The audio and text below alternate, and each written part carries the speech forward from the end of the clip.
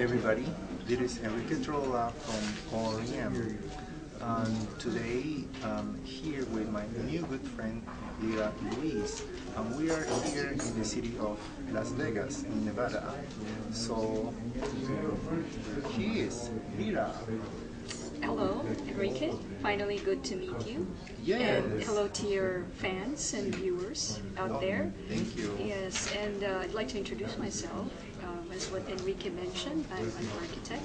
I'm practicing in the city of Chicago, and I also practice elsewhere in the world. I'm licensed in Asia, continental Europe, and as well as the U.S.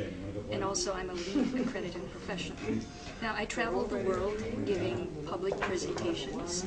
As you all know, here in Las Vegas we just recently met. I gave a presentation for a conference called Light Fair. So I do this all the time, even for universities and other conferences.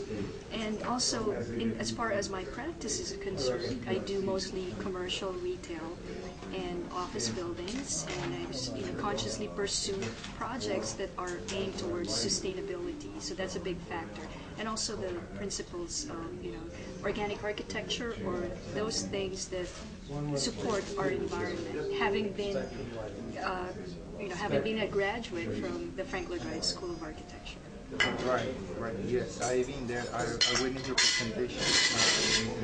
Let me tell you that we known each other probably for a few years through the online Social world, media. social media, and it's unbelievable that finally I have you right here in person, face to face. I was like, wow, and I really admire your work and the dedication and all the effort that you put to everything that you do. And I'm like, wow, this is not easy, guys. I mean, I do it on my own, and I know all the time and effort that it takes. And it's like for me, you speak the same language. The admiration, because you are not only you do it, but you are successful in doing it. You do it, and then it creates, you obtain the effect that you want to obtain, which is really good. About your presentation today, you were talking about this concept of organic architecture and also defining space With light. with light. Yes. And that's one of the things that's important to me. I've always been fascinated by light, and because light is an element of nature, and architects, without light, that's the one that really emphasizes the shade and the shadows of the building. And for interior spaces, these are the ones that define the spaces. And Franklin Wright's work is a great example of spaces that are defined by light. If you look at his projects, I'm sure you've visited Taliesin in the past, and also his work at Taliesin. These demonstrate daylighting strategies that really define and highlight the elements, architectural elements and design elements within that space. I'd like to also talk about how we met, like right now, too, on social technologies. Isn't that amazing that for years we've just been corresponding online, but then the rapport, and this kind of effect, like when I met you, I felt like I knew you already because of our interaction. And then it was reinforced because of the use of social technology. So it's much more like when I met you, had we not met prior or corresponded through social technologies, I think my approach would be slightly different. Like, it's probably going to be very formal, but it's amazing how the perception between virtual and reality, and then connecting those two with your interactions, really improve the relationships or the interactions between people. It does. It definitely does improve the relationship with people. It is amazing to me that I feel like I know you for years and we speak the same language. And when I told, I don't know, probably happened to you a lot more than me, since you have way more experience than me. Let me tell you guys that I admire this woman. I do. and yeah, when sometimes I try to explain that to some people, some clients, some followers, and sometimes it's hard because they don't quite understand how is the process. Right. And sometimes it's frustrating for them because they cannot quite follow it.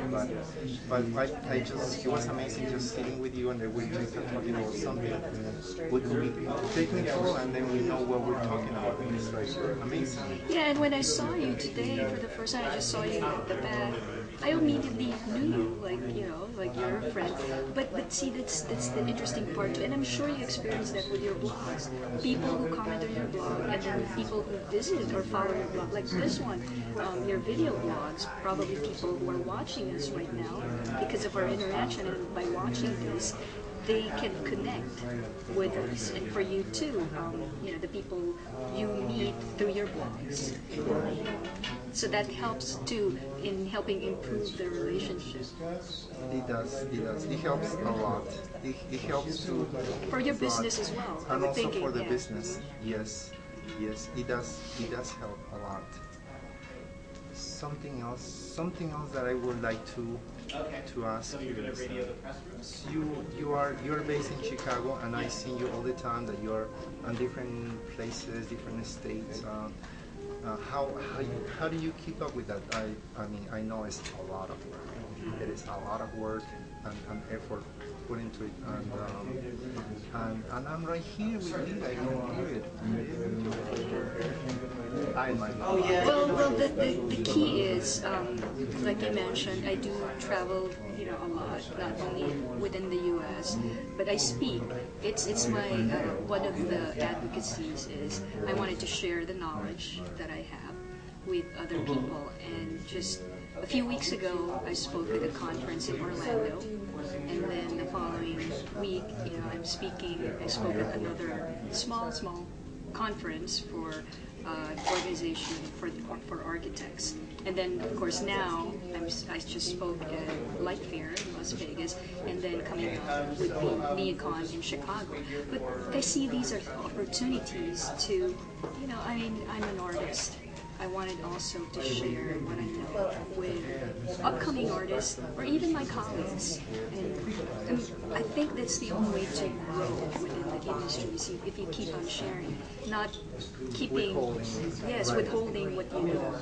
Right, not being selfish with the knowledge and what you have. I have into me too that I have some people that send me emails and they ask me for clarification, and I try to just pretty much share the information that I have.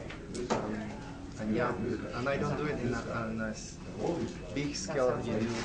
I'm pretty sure that you receive lots and lots of emails and all that. Right, and I try to respond to those, even emails and then comments in blogs and microblogs like Twitter, and then comments in Facebook, and you know, some people request me to become their mentors, and you know, granted, I'm juggling a lot of things, and it's really difficult to find time even for myself. I still try and, you know, find the time to respond to those inquiries, and because I know that others might be inspired or might find it helpful as well, and not be one of those architects who operate in silos. So I want to be the one to be reaching out to other people and collaborate. And I think that is the key in working with others. And even in social technologies, that's why it's called social. You interact with people, I mean, online and offline. I think that's still critical, having that interaction offline, like what we're doing right now. Right, right. So everything is really interesting and so different. That is.